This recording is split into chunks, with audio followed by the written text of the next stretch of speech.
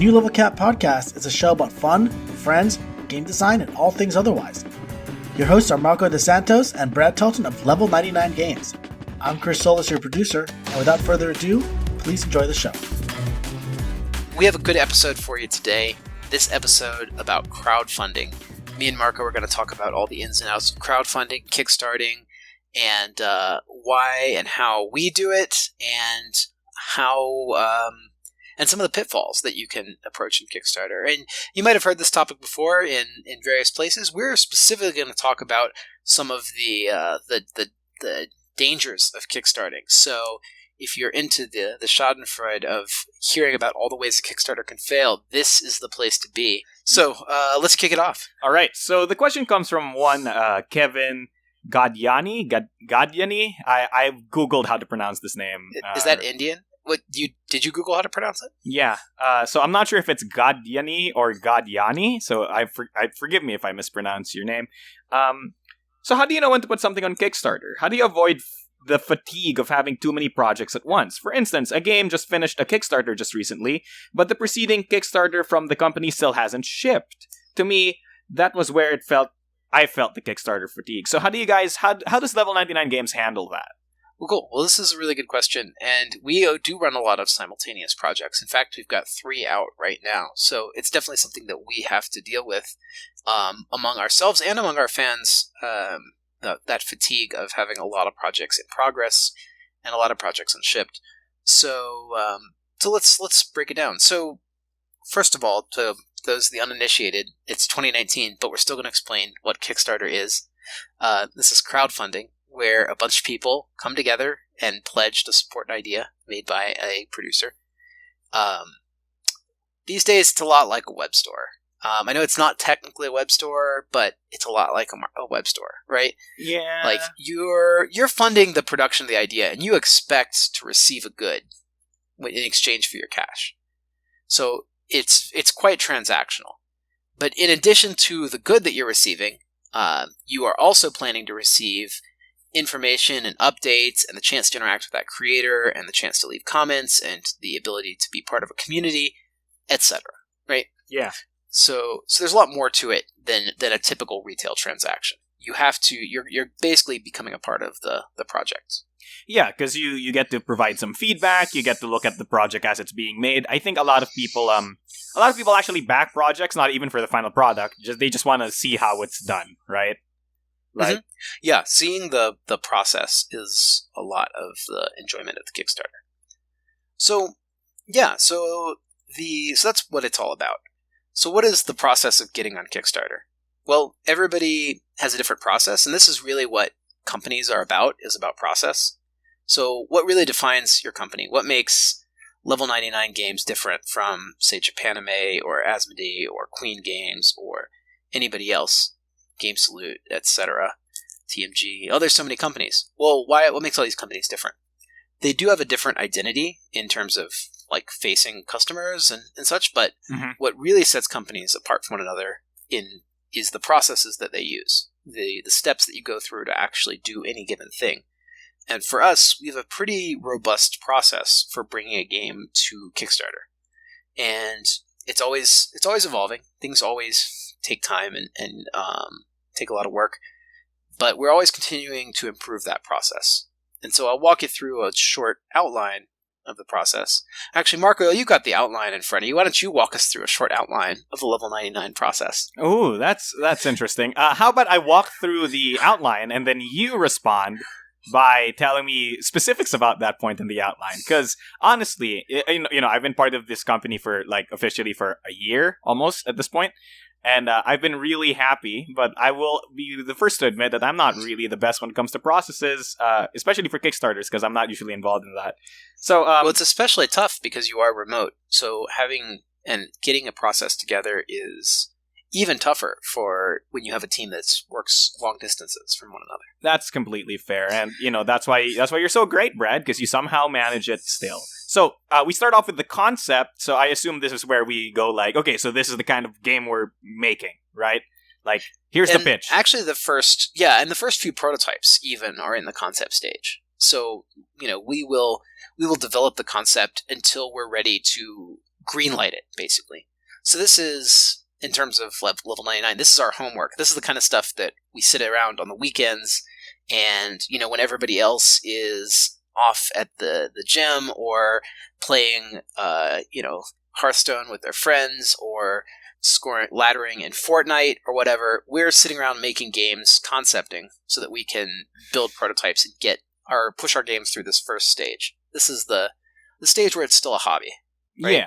Yeah, it makes sense. And so during this time, we're making stuff, right? We're being creative. We're coming up with ideas. The next fortnight of gaming, it's a soup board game. Who knows? All right. So once we soup board game.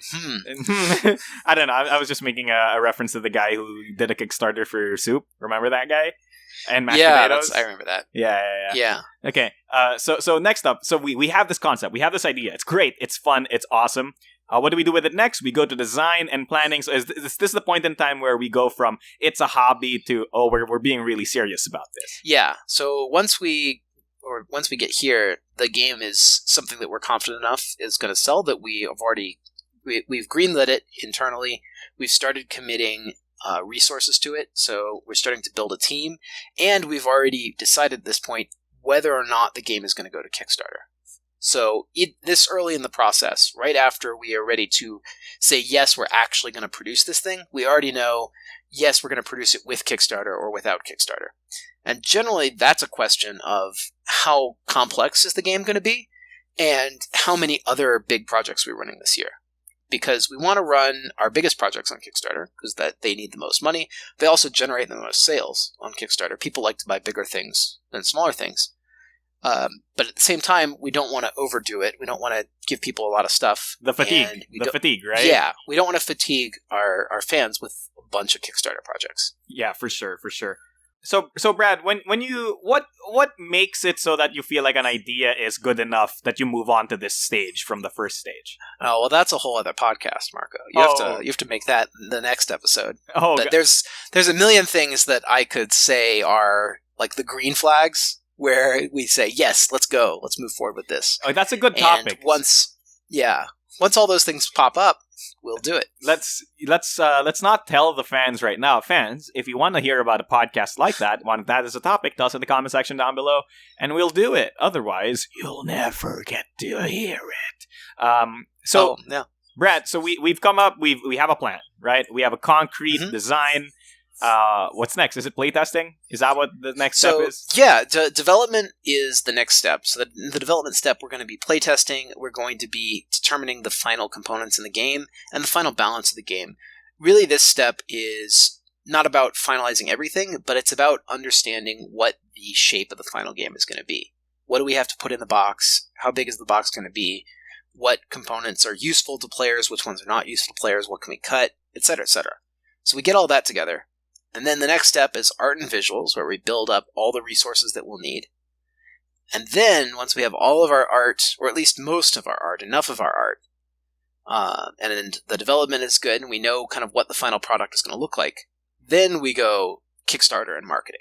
And so that's where if we're just doing a regular marketing plan, we'd build the plan and build our ads and start working on an announcement so that we can, offer pre-orders and sell it to stores and stuff like that.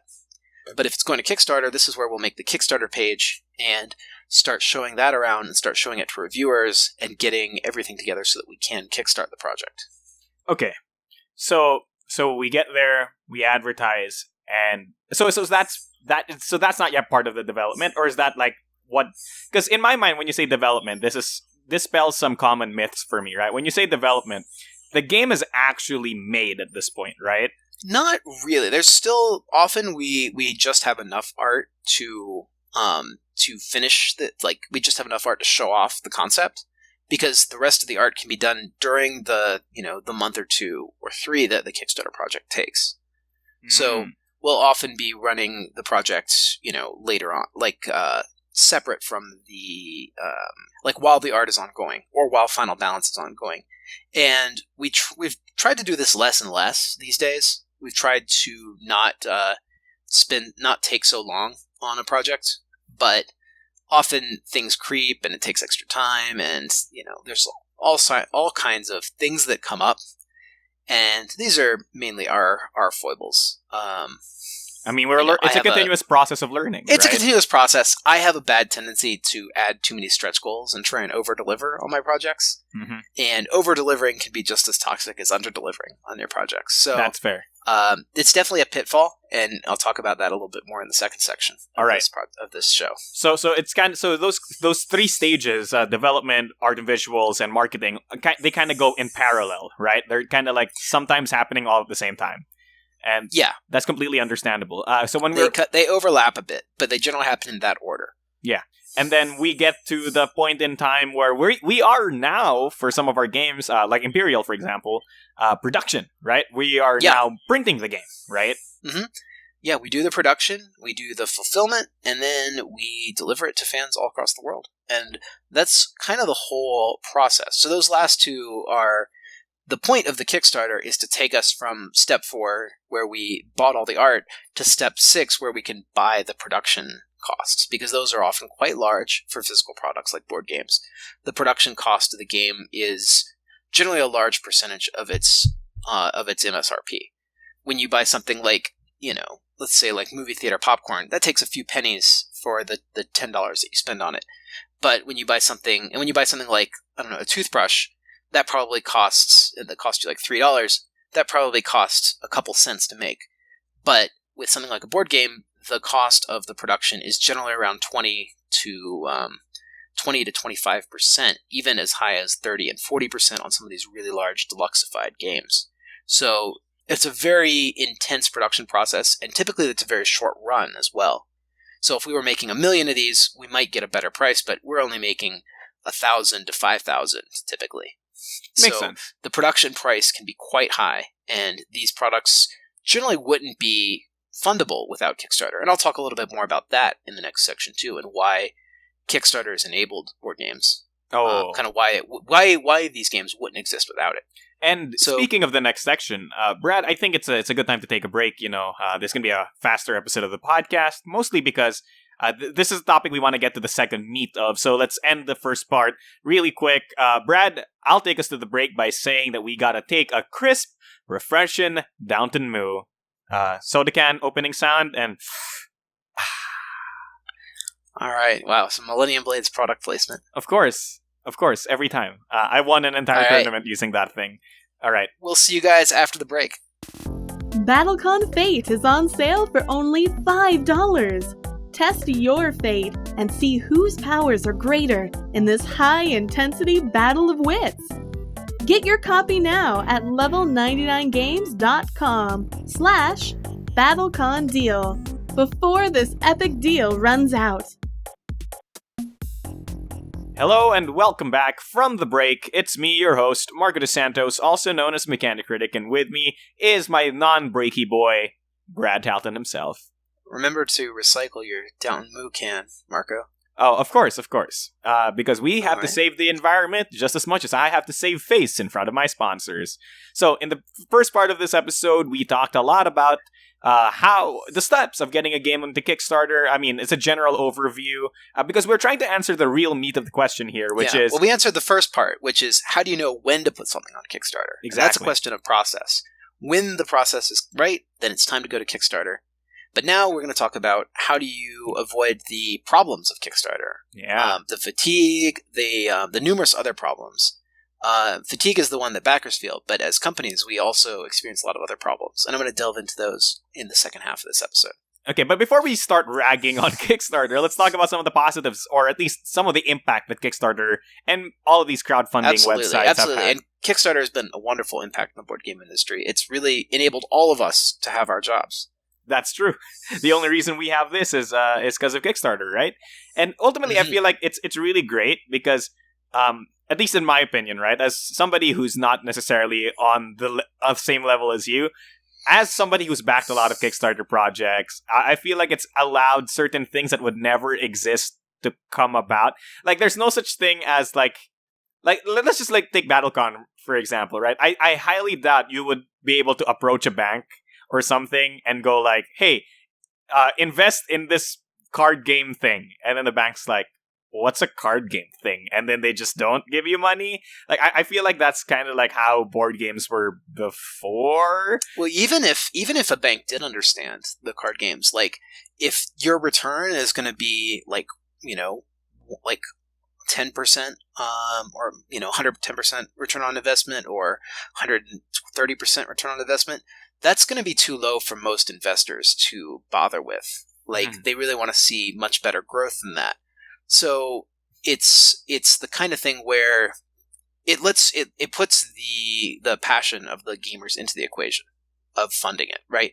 Like if I really care and I can convince a bunch of other people to really care, then we can make this thing happen, even if the economics of it are not like perfect. The kind of thing that's worthy of an investor interest. Makes sense. As long as it makes those passion projects possible, and it really, it brings that into the equation. Yeah, the excitement of the project. I think I remember you saying sometime before that, like, there was a point in time where you didn't really mind about whether or not you were making a huge profit, just as long as you were making enough to keep making games, right? Well, I still really feel like that. Except now, I've got more people writing on this, and so enough for all of us to keep making games. Exactly. Is the goal. Yeah, that's the goal. The end is the means, I guess I'd say. Like, I love to make games, and building a business that allows us to continue doing that without, the worries of without all the instabilities that could come with it. That's what's important to me. That's ideal. And so far, things are going really well. Yeah. It's a virtuous cycle, like you said on the previous podcast. Yeah, I really like that. And overall, Kickstarter has had a really positive impact on me. I mean, I know people give Kickstarter a bad rap, right, with all of the projects that fail and stuff, but like so much more other stuff has come into existence because of Kickstarter that would have not come into existence otherwise. You wouldn't have Gloomhavens, you wouldn't have Kingdom Death, you wouldn't have Seventh Continent, you wouldn't have BattleCon. So many games. I didn't want to say BattleCon, but yeah, you wouldn't have any of the Brad Talton games, any of Trey Chambers' games. You wouldn't have Undertale. You wouldn't have Undertale. That's true. Anyway, there's a lot of great things that have come out of it. Yeah. But we should probably start talking about, the pitfalls. Yes. Brad, the question asker is basically saying Kickstarters and people who go into Kickstarter tend to drop into scope creep and all of this stuff. So let's talk about it. So what leads us to that over fatigue and the backers basically going, we don't trust you anymore? Like what's happened here? Yeah. Well, I think that's two different issues, right? Like, failure to deliver is definitely like a breach of trust. But even when it's not a breach of trust, if I'm like, I've got a new project, I want you guys to back it. The other three projects, they're on the way, and you can see that they're on the way. So let's move on to the next thing. Well, people are there's some resistance to that. People are like, well, I want to see you prove that that you're going to deliver these other two things, or these are the three things that I've ordered before you go on to the next thing. And that is, that's something it's real, right? Mm-hmm. Like, people are concerned about this stuff. And part of that is having a great reputation, having a reputation for delivery. We've delivered 17 Kickstarter projects in these past, 8 years now. And so people trust us to deliver things. And that's one thing that you can do, of course, is to build trust. But another thing to do is just to get your projects further before you launch them, because then you don't have as much time after. If we do all the art up front, then we don't have to wait 6 or 7 months for the art to finish. If we don't stretch our teams too thin, then they'll be able to complete the projects in a timely manner rather than having ages on ages of delays, which is another pitfall that we had fallen into with between Imperial and BattleCon. These were both games that required No Commento to do a lot of work, and so all the delays in Imperial became delays in BattleCon. Oh, because the contingencies were... Okay, it makes sense, right? Right. And so we don't want to run another project because we're waiting on Imperial to deliver. And, so it's the kind of thing that, is a real danger for these things. So Brad, how about these companies that essentially make two Kickstarters, right? What's the reason that you do one Kickstarter, don't release it, but then you make a second Kickstarter? What's a common reason that you would do something like that? Well, I would say that because by the time we get to Kickstarter, the designer and the developer's work is pretty much done, and they're ready to start on their next project. But the art and the visual design, those take a lot longer. And the production also takes quite a while. And so in those dead spots, a developer is sitting on their hands saying, well, what can I do? What can I do? Typically, because we're not great marketers, as a rule, we tend to just go on to our next development project, which means that we end up with a lot more things that we want to make than we necessarily have staff or money.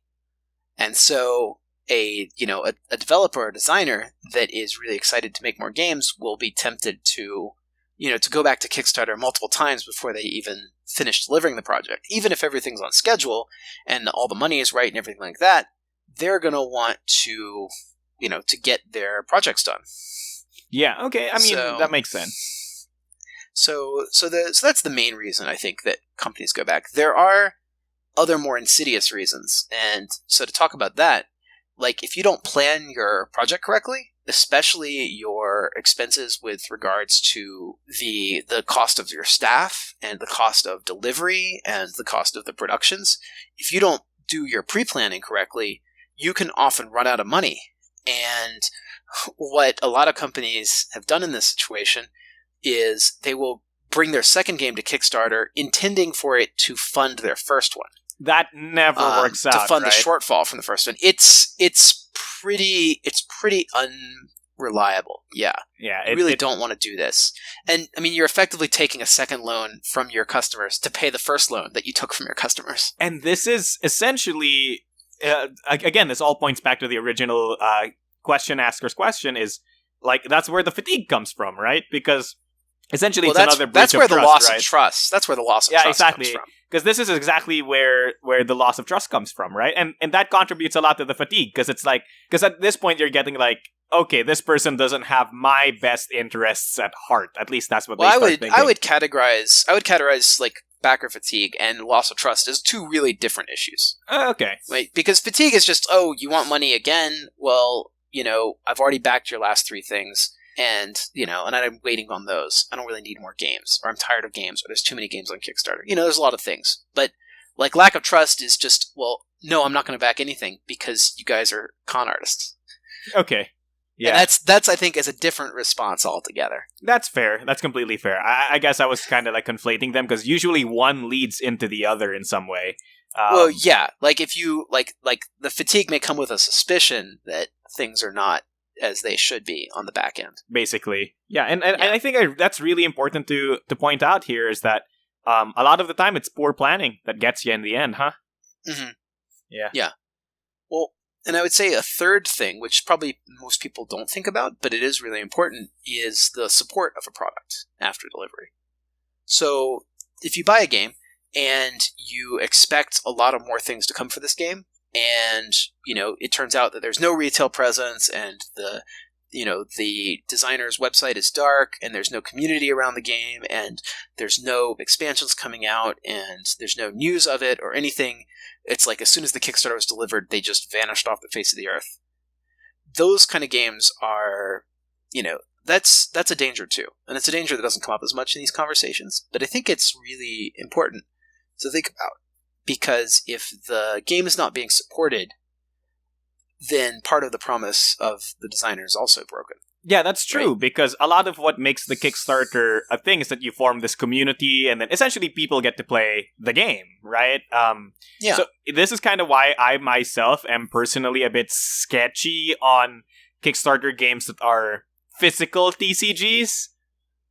Because digital TCGs may be okay, right? Because it's like, making a card and delivering that card in a digital format, easy. But when it comes to, like, physical TCGs, like, expecting stores in my country to stock it, like, some backwater town in Asia, it's rough, right? Like, I that's never gonna happen for me.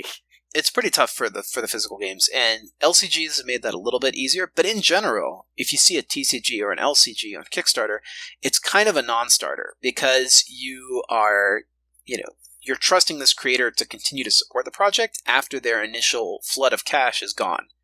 And with, traditional TCGs are already hard enough to support, so expecting an ongoing support for a game by an indie company is pretty tough. It's a pretty tall order, and expecting them to compete with like big boy TCGs. Like, people with a lot more money and a lot more time and a lot more manpower have tried to compete against giants like Magic the Gathering and have failed, right? So yeah, absolutely. We're a pretty small company, but we had a really tough time getting our organized play in line, and it's still having a tough time getting in line. And I think that I think we're small in business terms, but we're like medium in the board game industry, which is really saying something. And we have a tough time with it. So it should tell you that it's a lot of work to maintain a product. Even maintaining systemic releases like Exceed takes an entire team of like 3 people all their time. They don't do anything else except work on Exceed. Yeah, and that's not even counting all of the testers who aren't full-time on that one game, but like contribute a large amount of man hours just testing the game, right? It's crazy. Oh, yeah. It's crazy. It's pretty involved. Yeah. So there's a lot to it. Well, for sure. But yeah, so those are some of the pitfalls. But what do you do? What do you do about it? Yeah, what do you do, Brett? Right. So we've gotten to the point that let's say that we've messed up, right? Like, we accept we've messed up. Our backers have grown fatigued. Our backers have lost our trust. We've lost their trust. Well, I would say that we've been at real risk for this because we, after 17 successful projects, we still have yet to deliver a project on time, which so our process is still far from perfect, but people do trust us, and people aren't fatigued with our projects. So why is that? Yeah, why? Well, I think that the real answer is constant communication. Right? We post on our projects at least once a month. On a lot of them, we post once a week. So, and that's something that we've done in the past that we'll continue to do going forward with future projects. So when something happens with a level 99 project, you always know like what's going on. You know if the artwork is delayed because Noko had to go see her grandmother, or if the writing is delayed because we were having trouble hiring a writer, or you'll know if the production was delayed because we had to go change a color proof, or to fix something that our testers missed. Like, that's you'll see those things happen in real time, and understanding that transparency, I think, is what really makes all the difference. Yeah. I mean, at the end of the day, what really makes people sketchy about that kind of stuff, I guess, is really the lack of communication. So I do tend to agree with you on that. And I'm glad that we've taken a lot of steps to keep our backers informed. And, we even have a newsletter, right? Where we literally announce the state of literally every single project we have ongoing. So it's we take a lot of steps to make sure that people are informed.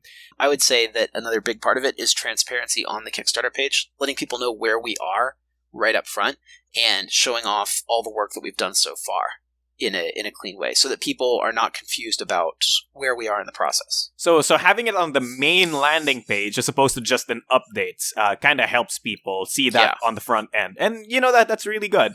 So Brad, I would love to keep you on for more time, but I am very sure that this episode's gone on long enough. Hopefully we answered your question, Kevin. I believe the question asker's name is Kevin. Yes, we did, indeed. So, Kevin, hopefully we answered your question. And all of you listening, if you have your own question about game design, the board game process, or maybe even Brad's hat's name, please ask us by clicking on the link in the comment section down below or in the description of this podcast. So, that's it for this episode of the New Level Cap Podcast. I hope you all enjoyed listening to it. If you loved it, share it with a friend. And if you hated it, share it with an enemy. As usual, it's been me, your host, Marco DeSantos, also known as the Mechanic Critic. And with me has been my awesome, magnanimous, super difficult... Okay. Yep, it's me, Brad. Same as usual. Same as usual. And we hope to see you next time. Don't forget your special action. And thank you, World of Indians. Thank you, and good night. The New Level Cap Podcast is produced by Level 99 Games. Join us next Wednesday for more design talk and shenanigans. Thank you for listening.